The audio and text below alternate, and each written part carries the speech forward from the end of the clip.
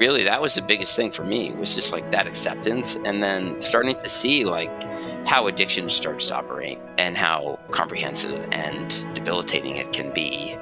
Watching other people go through that too, yeah. Food Addiction is a podcast which explores the disease of food addiction and presents the solution. We interview professionals and counselors who specialize in the disease of food addiction, and we interview individuals who have successfully recovered from food addiction and discuss how they did it. Esther Helga Goodmans-Dotier was motivated to change careers after she recovered from food addiction by opening a food addiction treatment center and the InFact School, the world's first and only sugar and food addiction counseling training, which offers a recognized certification.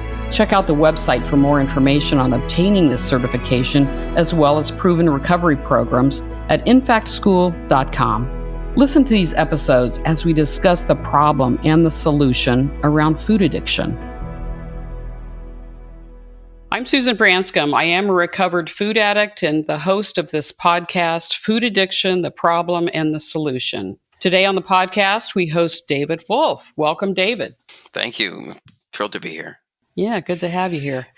Going to introduce you, and then we'll dive into your work and a bit of your personal story.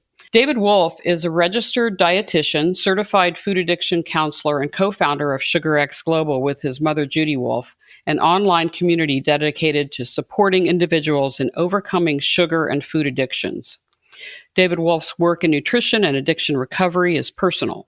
Food addiction was prevalent in his family growing up, and this familial context influenced his career path and commitment to helping others facing similar challenges. He pursued studies in nutrition, becoming a registered dietitian, and further specialized by obtaining the international certification as a food addiction counselor at Esther Helga's School, InFact School, International Food Addiction Counselor Training. During this training, Wolfe assessed his own tendencies and identified himself as an early-stage food addict, which deepened his empathy and understanding of the struggles faced by those with food addictions.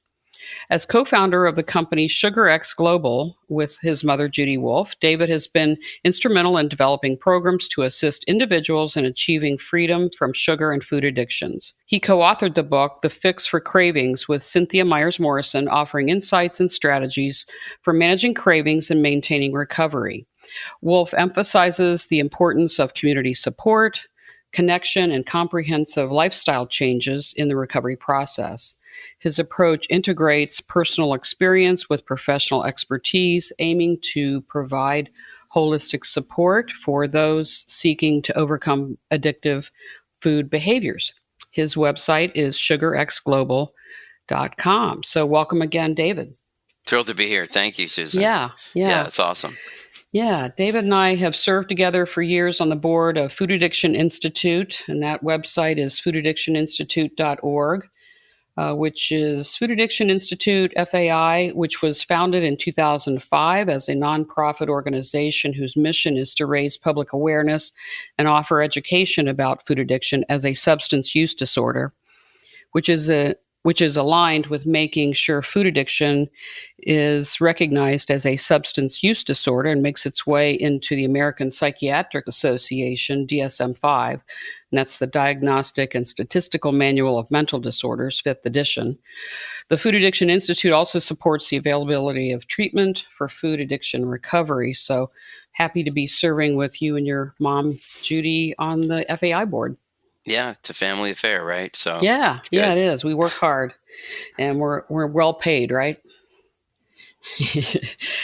Let's start with your professional. You are trained in nutrition, right? Yeah, so I'm a registered dietitian, although I've actually let that license lapse because I really wasn't using it in the work that I was doing.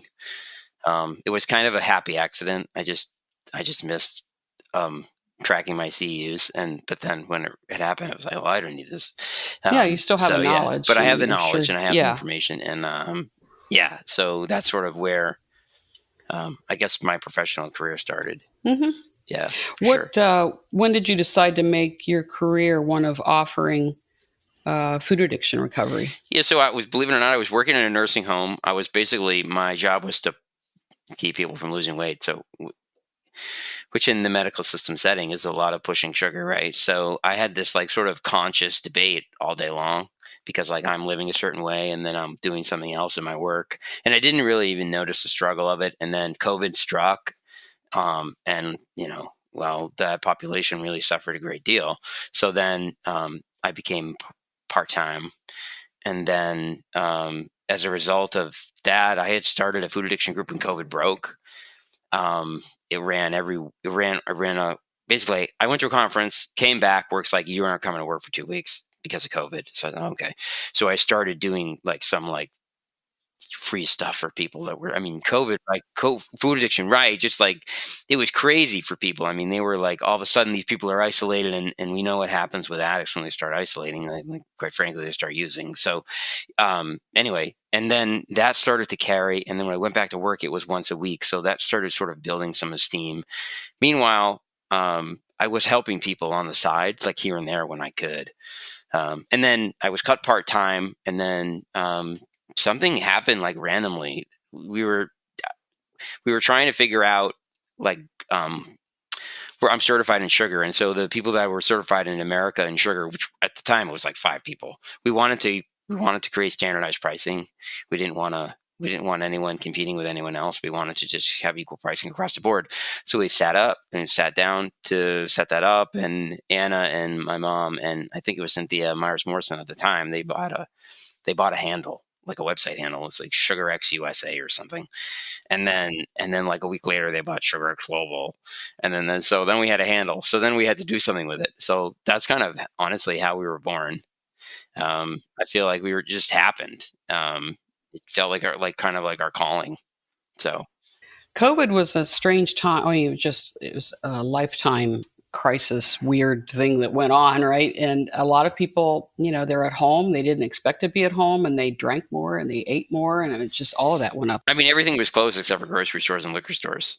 So yeah, for sure. If you've got a problem, it's going to be a worse problem if you're at home wondering what to do next. Right. Yeah. You attended Esther Helga's InFact School, infactschool.com. Yeah. The first one. Training for the first one. You attended we were in the first one. Yeah. Okay. How did it help class. you, or what would you say about it? I mean, I think the biggest thing I got out of it was that I was an addict. She did this like before we met, we went in Iceland, we did like a treatment. It was like a 3 or 4 day, they took away our phone and everything. And I was just married, and,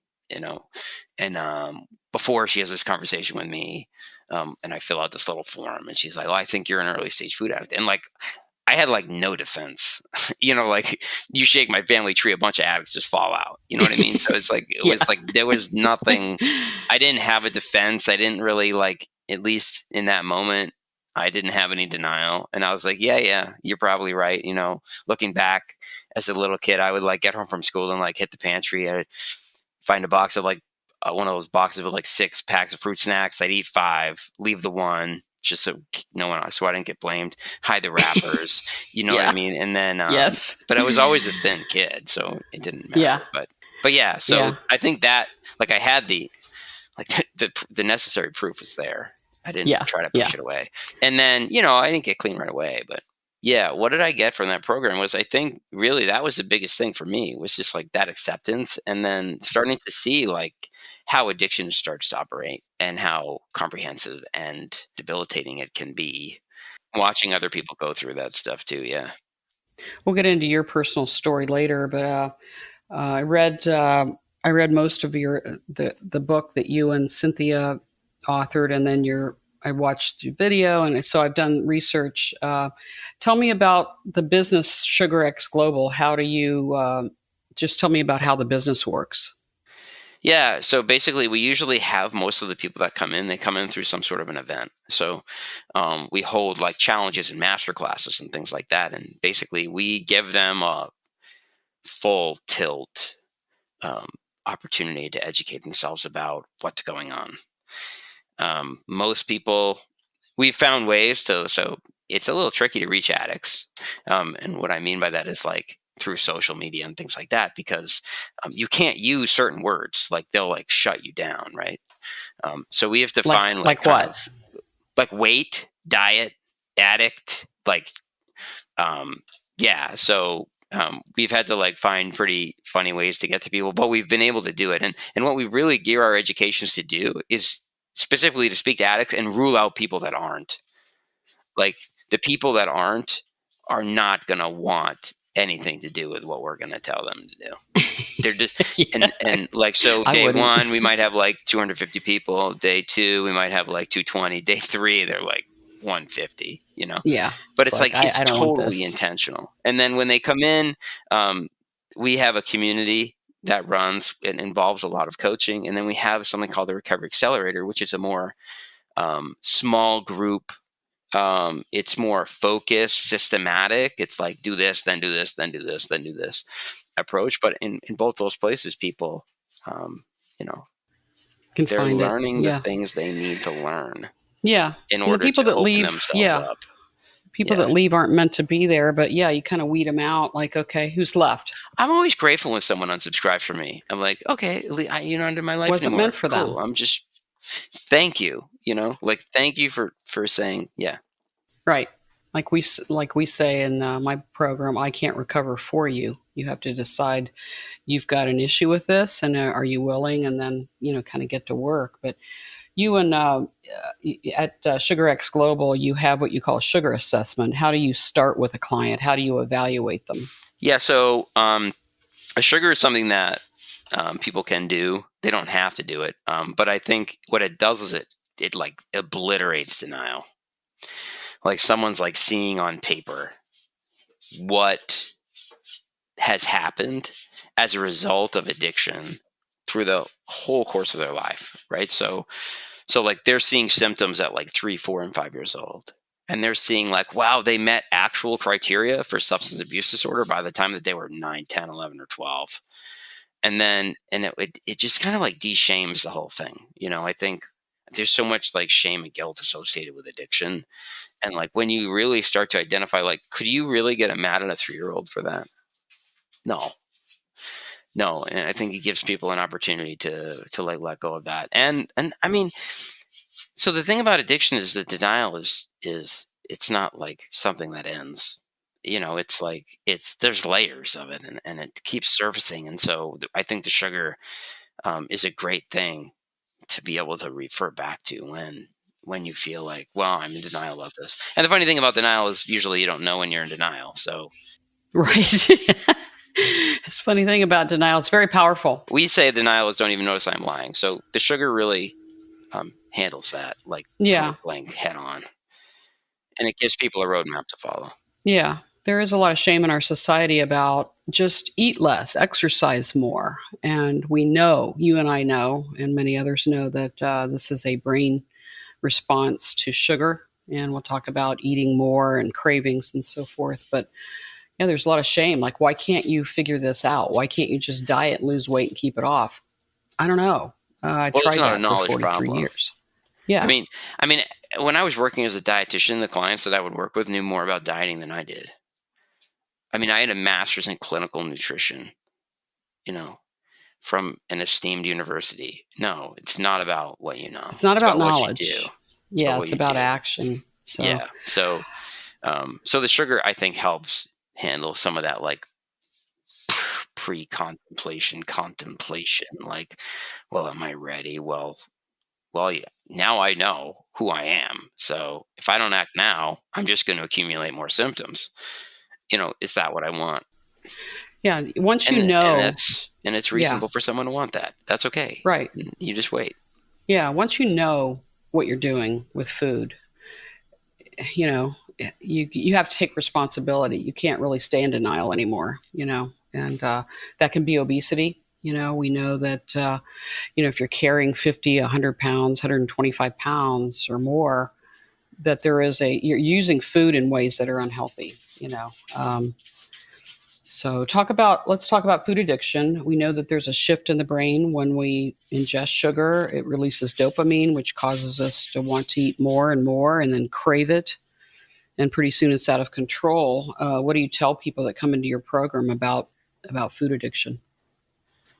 I mean, by the by the time people have reached our program, generally speaking, because of the way we bring people in, they have an incredible education about what's going on. I mean, we do a lot of like out of the gate, we do like a lot of de-shaming. We do a lot of like understanding the brain. We do a lot about showing people like not like that they need a community, but like how that makes a difference. By the time people are like a member of the Craving Crusher Society, like they like know what's going on. They know that they've tried a bunch of stuff that hasn't worked. So it like it almost like creates massive willingness of momentum. But and the other thing is that when most people come to us, I mean, they've tried everything. I mean, and I just mean like diets, shakes, pills, surgeries, 12-step programs, counseling, hypnotism. I mean, like everything. So I don't. There's not a lot of convincing that needs to be done. They're So they're pretty ready when convinced. they come to you. Well, Yeah. mostly, yeah. I Most of them mean, are ready. Yeah. I The mean, ones yeah, that need to be there and need it, they feel ready, and that's where I got. I was 43 years of dieting and doing everything else, and then I finally realized this is not my fault. I'm going to surrender to eating the way I'm supposed to and work a program. What food plan do you usually use? yeah. So we teach people how to maneuver that themselves. So we don't. I don't prescribe a food plan. We take people through a system that gets them to like what we call factory default settings, and that's a very limited. I mean, um, it's 21 days, and it's very simple. It doesn't have any white noise in it. Yeah, yeah. So we have something called the toxic triangle. So we tell people no sugar, no grains, no seed oils. So that's we recommend that across the board. And then there, I have clients that eat carnivore. I have clients that are keto. I have clients that are carnivore. I have clients that are low carb. They across the board they eat. I mean, they eat very similarly, but they're nuanced. So we teach people how to test new things, like how to get back to that factory reset and like, oh well, it's time to like identify like, am I ready for this or not? And then we prepare them and we tell them how to do it, and they do a single test, like so like you would if you were doing allergy testing on a kid, you wouldn't like, or like feeding a baby. I have a baby, and I'm not going to feed him sweet potato, carrots, and broccoli on the same day. I need to know what he tolerates and what he can't tolerate. So I think it's the same thing when we're working with someone with a food plan. We are very focused on brain healing. Like that's very important to us. We feel that we have a brain disease, so you know, a lot of the people that we work with follow a very, very low carb system that's pretty high in fat and animal protein. And we find that that gives them the necessary means to really start to repair their brain.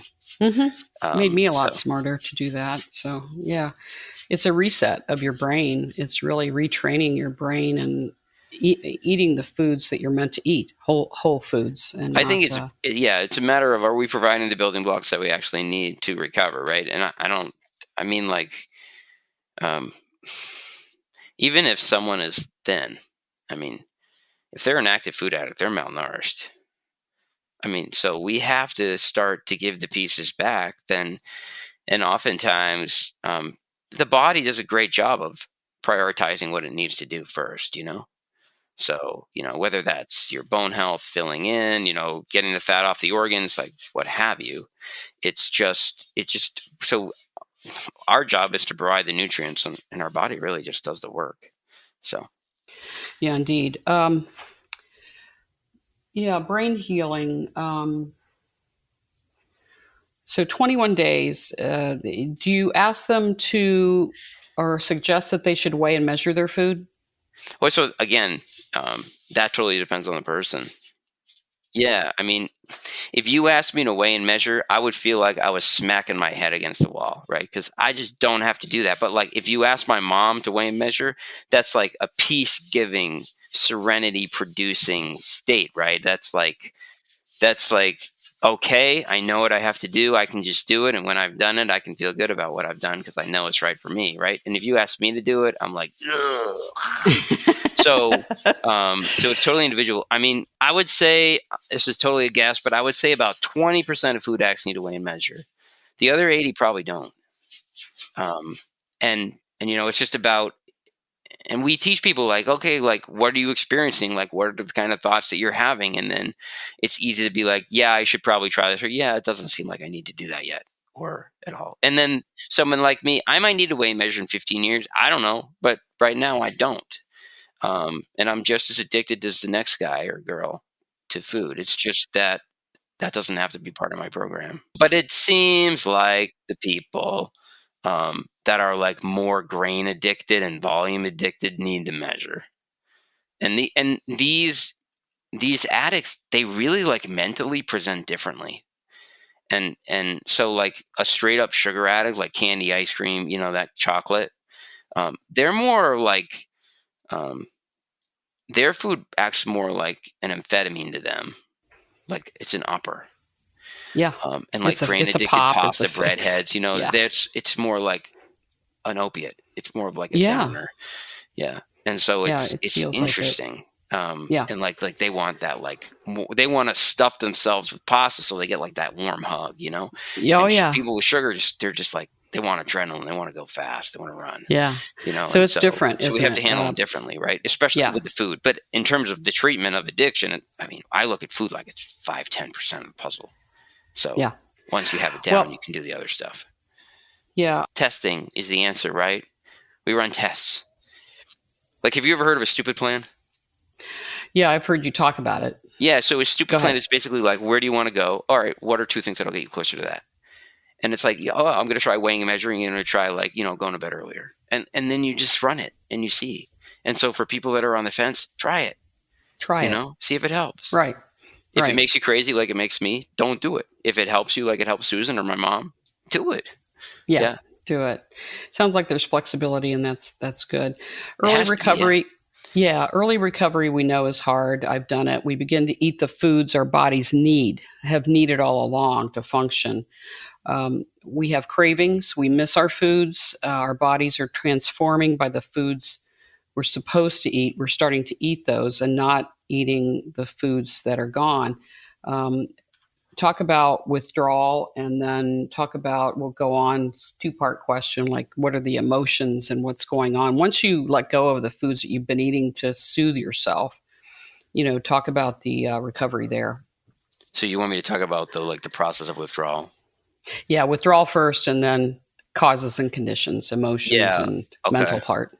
Yeah. So basically, your brain gets used to what you're doing, right? And your receptors, your brain receptors, like for instance for dopamine, right? So they replenish themselves and replenish themselves and replenish themselves because you're continuing to provide substances that are encouraging you to flood your brain with dopamine. So you increase the number of receptors in your brain, right? And these receptors are like little hungry baby birds. They're just waiting for mama to give them a worm, right? So they're like squawking. They're squawking, they're squawking, they're squawking. And then all of a sudden you cut back on your dopamine, because well, I'm going to go on a diet for 3 days. I'm going to cut out sugar for a week. I'm going to, right. And all of a sudden your body makes it known to you that you're doing something wrong, even though you're doing something right. Right.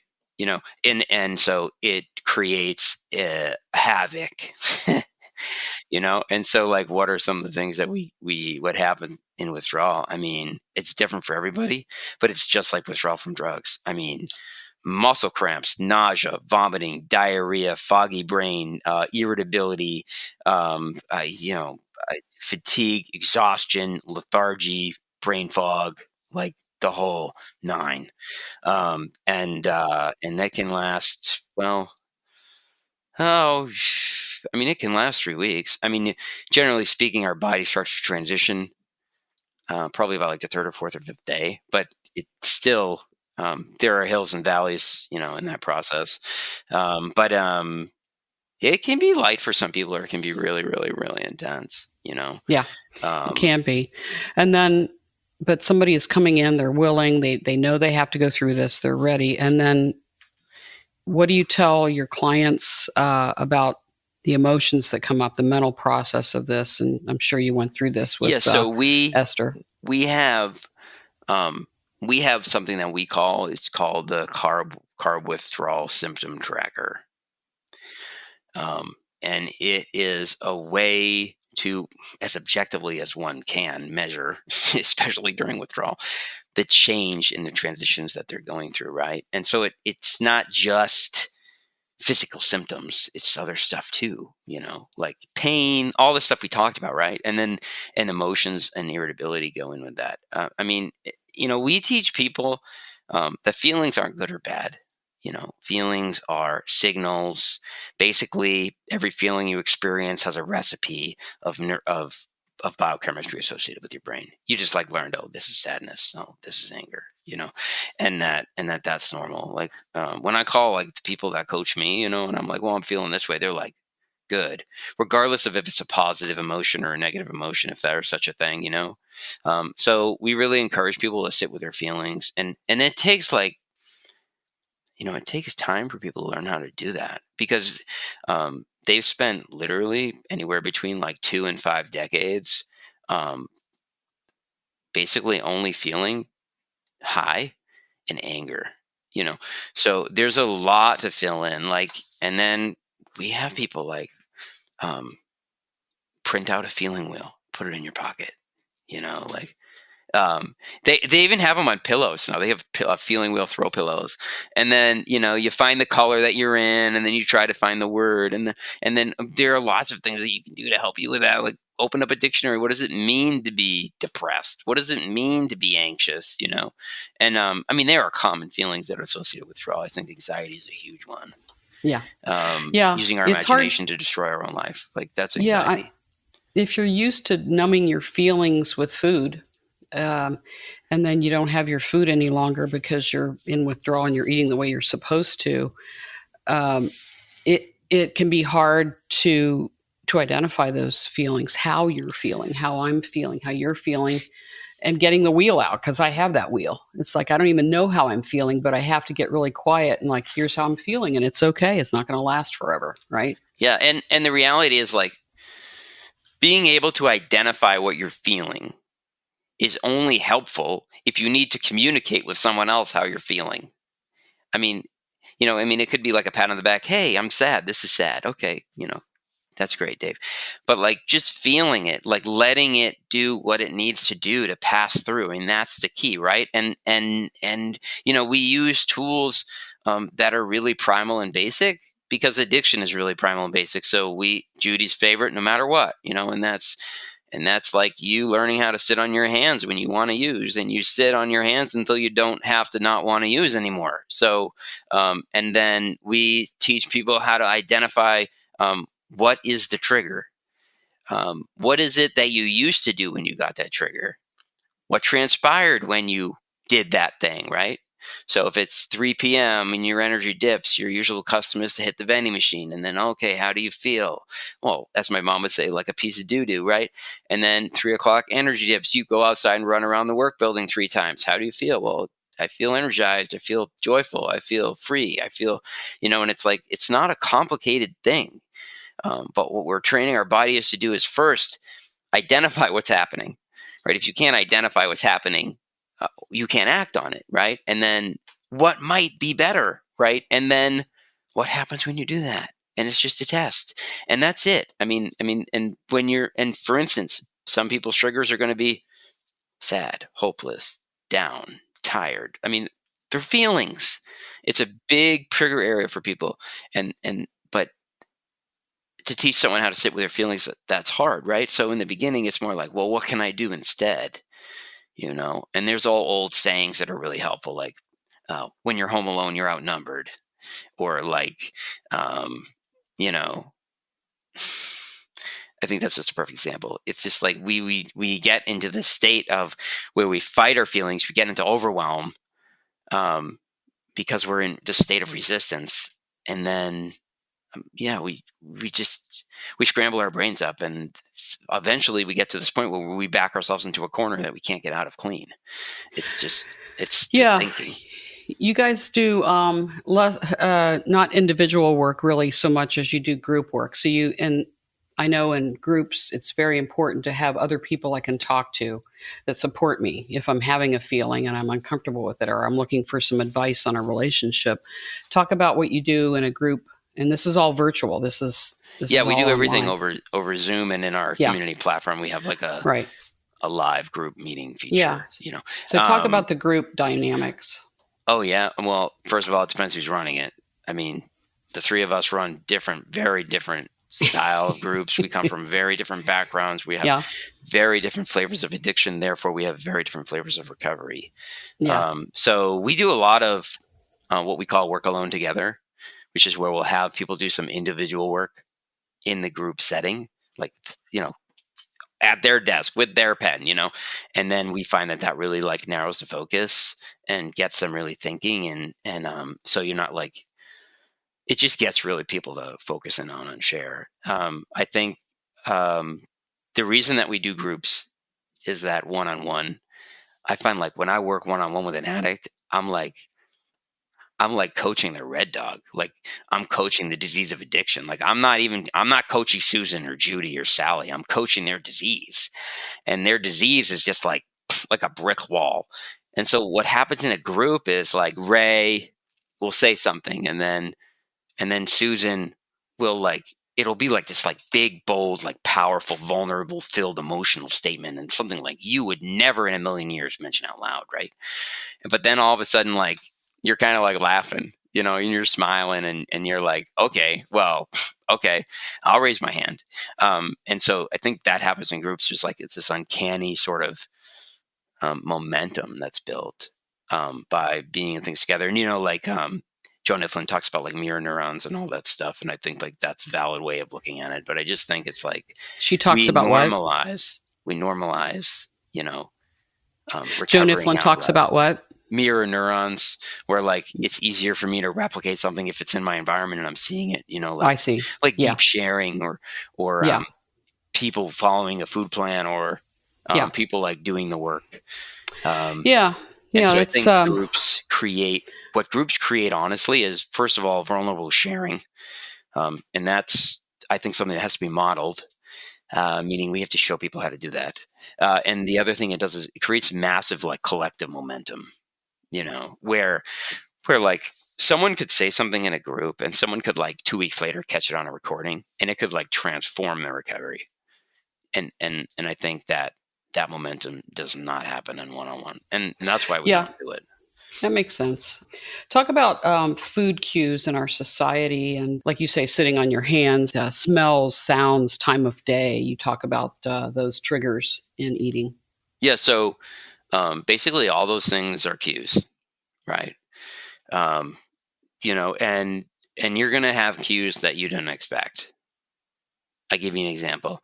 Day after Halloween, there's a bowl of. I've never used the bathroom in my main bedroom. It's really my wife's bathroom. I use the bathroom the kids use in the main hall, right? And so, but randomly, I'm like that bathroom is being used, so I use my master bathroom, and I'm just peeing, and there's a bowl of chocolate from Halloween there because she didn't want the kids knowing where it was or whatever. I don't know, and it's there, and it's like I'm not mentally prepared to find chocolate in the bathroom. Okay. I mean, if I'm in my kitchen, airport, like I'm good. Like, because like I'm like in the zone. And now to explain this to you, it's really important. If you have a heroin user, right? And they always shoot up and shooting Allery Gay, and they have the exact same drugs, they have the exact same gear, exact same setup, and they shoot up in a location where they don't normally use, they're like something like 6 or 7 more times likely to overdose because the brain is not prepared, right? So you're going to have cues and situations like food cues that come to you. Like my colleague Anna, who co-founded SUGARx with me and my mom, she was in the hardware store. She was like getting a hammer and like I don't know, just like something like she got a whiff of something. Like she could like almost like smell the candy through the wrapper, and it's just like it's going to happen, and they're everywhere, right? And they're normalized.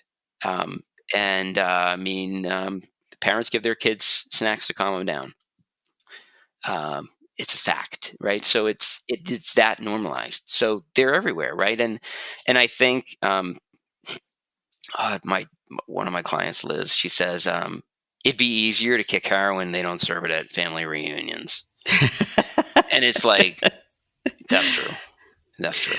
Yeah, Food that is is everywhere, true. and we have to It took, handle it, and we have to know how yeah, to handle it. And we have something called the 3 Ps. We have to like plan, prepare, and protect. And it's like this 3 phases of preparation. Like you have to like mentally prepare. You have to like have your grocery list. Then you have to like buy your groceries and cook your food. But then you have to actually eat it. So as a dieter, how many times did you have food planned and prepared, but you ate something else? You didn't want salad with chicken, right? Right. That happens all the time. You need to initiate all 3 phases. You need to fill the circle loop.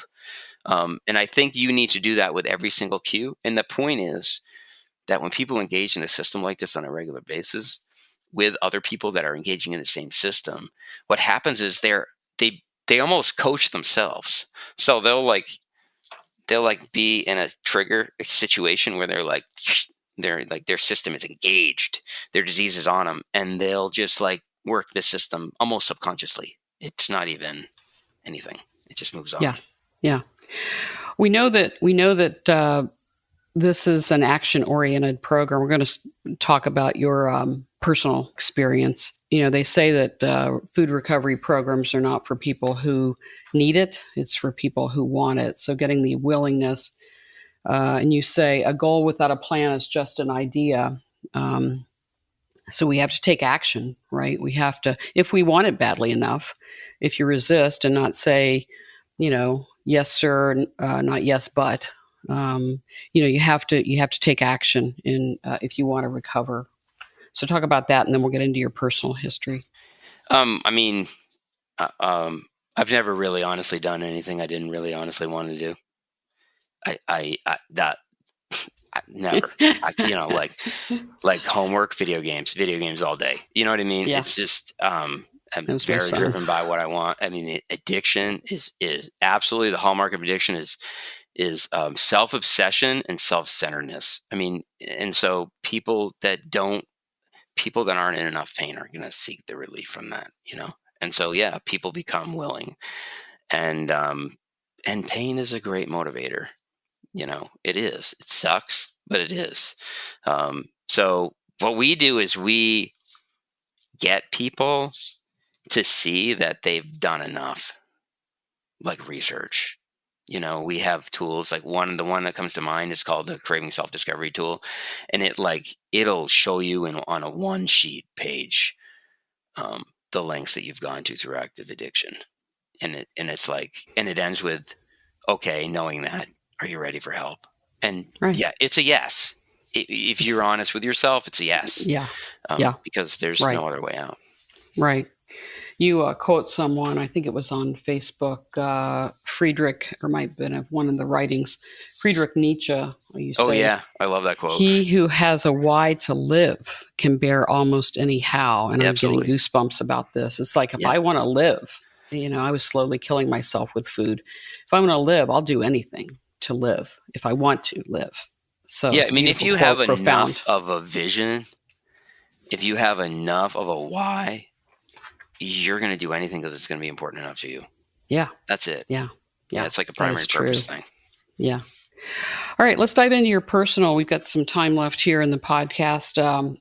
Into your personal story. How did you use food? Did you have an obesity problem? You say your mother, without breaching her anonymity, she's out with her food recovery for many years. And your co-addiction, anything going on like that. I think our personal histories help us counsel others, right? Sure. Yeah. I think it was predominantly food most of the way through. Never had a weight problem, never struggled with weight, always was pretty lean. There was a time in my life where I worked in a hospital that gave free food for the people that worked in the food department, and I might have gained 10 pounds. It just wasn't really part of my story. But God, the obsession and the compulsion, right? I think that's what really drives addiction. And I think really that's what we want people to identify with. I mean, people are going to come to us because of what? they're dealing with, like in terms of consequences. But the driving force behind that is always obsession and compulsion. Yeah. So, I mean, I've dabbled with alcohol and drugs, and I just honestly found I could get the same effect from food. I so there was no need to, like, break the law. And I work with hardcore drug addicts, meaning like in my own recovery, not professionally. And I'll tell someone a story, and they'll be like, "Are you sure you don't smoke meth?" And I'm like, "Nah, I've never touched it." They're like, "Really?" Yeah. And so I like that.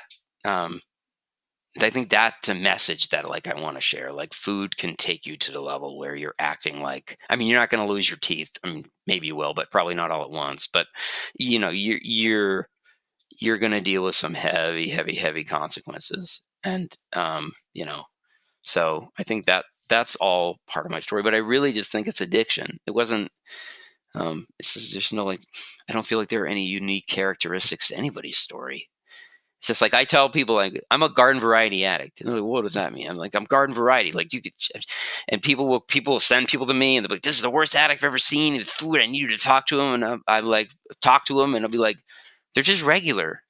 Don't make them any worse than they already are. They're just addicts. They just can't stand feelings, and they're going to do anything so they don't have to feel.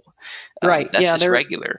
It's the addict brain, and you have addiction in your family. I did too, where, like with the video games, I think my son was addicted to video games. It's just like and I remember being addicted to Donkey Kong in the 90s, 80s and 90s, just like I craved playing Donkey Kong, and so you have an addict's brain, and it's like the more you do it, the more you want it. The more you eat it, the more you want it. It's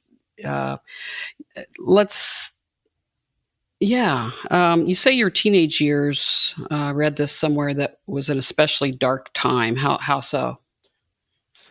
Oh, I think it was just an active addiction. I had no idea. For a lot of, I didn't have a lot of friends. I isolated myself. I think my addiction was just really, really active. I had, no clue about it. Obsession and compulsion. I don't think anything like crazy happened. I mean, I had a loving home to go back to. My mom was always seeking recovery anyway, whether she was clean or not. I just think, I don't know. I think it's all hard for anyone that age to navigate life. It's It like is. the Yeah. hormones hit you, and it's just, there's a lot. And so, There's a lot of changes um, going on, and I don't know that any teenagers handles it perfectly, because there's so many oh, changes certainly going not. on. And, well, I was an active addict, so I was quiet about everything. So I don't think that. Yeah, I mean, like, literally, my mom thought the babysitter was stealing food. Like, she had no idea. I was the right size kid. I didn't eat in front of him. I mean, I You was let her always believe that? on. I was on ADHD medication, which has a side effect, suppresses your appetite. So, like, I wouldn't eat for the most part during the day, but I would make up for it at dinner. So I think it just looked like a normal pattern, but it wasn't. Yeah. I was a babysitter who stole food. Yeah, most of them, yeah, uh, do, right? yeah. If they're addicts, Uh, anyway. yeah. You tell a poignant story about your grandfather, who had a practice of self love. Talk Oh, about yeah, that. that was heartwarming. Yeah, as a kid, yeah, he always would kiss himself on the left shoulder and say, "I love me," and I think that, yeah, like, we have to, like, give ourselves a break. And I don't think we can teach ourselves that. I really feel like people have to teach ourselves how to do that. And so, it's definitely been modeled to me, but still, like, I mean, I have all these positive influences from my childhood. Like, I remember my mom's friends from the meetings. I remember her, like, she like read her four step at candlelight, like, in the dining room. Like, I remember all the phone calls. Like, still, none of that prevented me from becoming an addict. You And can't like, blame so, your parents. You can, but I mean, you could do all it's sorts of things. yeah, um, you can't, yeah, but then you don't take personal responsibility. You have to take personal right, responsibility if you right. want to recover, Yeah. right? And that's it. That's like the ownership of it. I mean, I think, like, we have to have an ownership experience with, um, recovery, and we Right. have to make it our own. So, yeah, Um, 100%. yeah. Well, we have a national addiction to food. I mean, if you look at the statistics, alcoholics represent somewhere between 12 and 14%. People that abuse alcohol in an alcoholic way. There are studies that say food addiction is the same. I'm not sure I buy that, but in the book that you and Cynthia Myers-Morrison wrote together, you reference Staying Sober, A Guide to Relapse Prevention by Gorski and Miller, where they say addiction is a condition in which a person develops a biopsychosocial dependence on mood-altering substances. And talk about what you think should be next in our country or internationally about food addiction. I mean, it's hard because it's so pervasive. I mean, it's like, and yet the acknowledgement of it is so minimal. Um, so I honestly, patients need to recover and educate their doctors. I think that's what needs to happen. I don't think anything else is going to make a difference. I think it's going to have to be like literally a grassroots movement. It's going to have to be like like the hippies were. I mean, like they just did things differently, and they had an impact on the societal view of everything. I mean, I hate to say that, but I think people need to recover and they need to show their doctors. I mean, I see like I have the same chiropractor as my mom, and super nice guy, super open, incredible human being. OCD to the nines, but whatever. Not a bad thing for a guy cracking your back. But like the he's like, your mom has so much willpower. She's so, she has so much willingness to just do the thing. And I'm like, my mom doesn't have willpower, Dan. And he's like, what are you talking about? She's like on the floor. She's for 35 minutes every morning. Like if you go to my family at 7 a.m., everyone's in the living room stretching, and like on the floor, and like she swims, and it's like, no, that's not willingness, and it's not willpower. It's powerlessness. And like, I don't think people understand that. Like they still look at what am I doing on a daily basis to preserve my recovery, but it's only because I'm powerless that I'm willing. So, I don't know. Everyone just needs an addict in recovery in their life. Just kind of tell them and show them and explain to them what they're doing, why they're doing it, and what happens if they Right. don't. I've told my doctors what I'm doing, and I'm telling you, their eyes glaze over, and there are pamphlets out there to tell them, hey, I had an addiction. I mean, you were bugging me about my diabetes for years and my weight. I had an addiction. They're just like, oh, okay. And food is a prevention. It is changing. I mean, I have experience with doctors, and I'll be like, I saw a pulmonologist because I have like a chronic lung thing going on, and he's like, well, I have an anti-inflammatory diet. I said, well, I eat a really anti-inflammatory diet. And he's like, oh yeah, you don't eat sugar. And I'm like, well, I don't eat a lot of stuff, but that's part of it. And then my primary starts to catch on, a little bit, but no. I mean, basically what happens is older doctors are teaching younger doctors, right? So they're not teaching them what's right necessarily. They're teaching them what they're familiar with. And that's not their fault. That's what we do. So yeah, it's going to take a while. Yeah. We got one more question, and we didn't dive into the spiritual part of this, but and this isn't my question so much as once we realize that we are powerless, we need to find a higher power, whatever that is. Maybe God, maybe something else, but I know that I was powerless over my eating, and I had to find another way, and that's what I did. But if there's someone out there listening to the podcast who is carrying 50, 80, 100 pounds of extra weight, well beyond their maintenance weight, they've tried many diets, which maybe worked for a while, what would you say to this person? That's our signature question as we close out. The first thing I would tell them is that hopelessness is a lie. It's not an actual state, right? I mean, I've seen addicts, I mean, late stage, super sick addicts, and they can like turn their whole life around. Like, and I've seen people like early stage and they just can't figure it out, and I've seen people that I thought would make it, not make it. I've seen people who I never thought would make it. Yeah, I don't get to decide that. I don't get to decide who gets well. You do. And so yeah, like if you can create any piece of momentum, anything, that's forward motion. And even if you're trying stuff that isn't working, you're still in motion. So just don't stop trying, and really find a bunch of people that, even a few that resonate with what you're dealing with, and that will make a massive difference. Everything we do, everything is around community. Everything. Like, it's integral to every single program we do. Right. Group support works. I mean, you and Judy and Anna have done a great job. You've got a great reputation. Esther loves you guys. And SUGARxGlobal.com. Thank you, David Wolfe, for joining us today. It's been great Sure. to host you. And look forward to more work with you on the Food Addiction Institute board. Yeah, we're doing stuff. So yeah, we are. We're getting stuff done. This is the Food Addiction Podcast. We hope you enjoyed the podcast and learned more about this disease. We hope you will rate and write a review on this podcast and share it with others. If you or someone you know is suffering from the disease of food addiction, there is a solution. The various food addiction recovery programs are available and listed on the website, theinfactschool.com. Or if you would like to know more about how to get certified in treating food addiction, the school is accepting applications now for its next training beginning in September 2023. Go to theinfactschool.com. That's INFACT school.com to learn more.